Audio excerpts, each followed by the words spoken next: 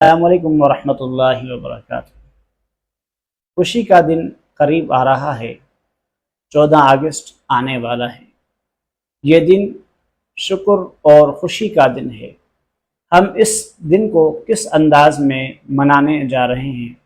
کیا ہمارا طریقہ اسلامی اور مہذب طریقہ ہے؟ اکثر نوجوان 14 اگست کو باجے بجانا اور شور کر کے خوشی مناتے ہیں۔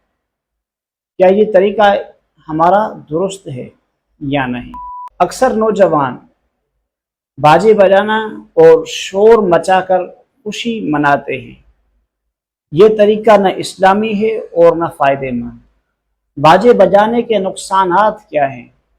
بزرگوں کو تکلیف ہوتی ہے، مریضوں کو تکلیف ہوتی ہے، بچوں کی نیند خراب ہوتی ہے، پیسوں کا ضیاع ہوتا ہے، وقت کا ضیاع ہوتا ہے۔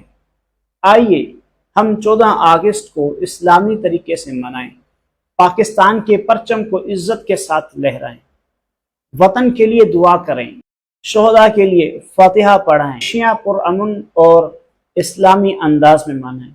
فیصلہ آپ کے ہاتھ میں ہے، شور یا باجے، نیکیاں اور سکون۔ پاکستان زندہ باد، اسلام زندہ باد۔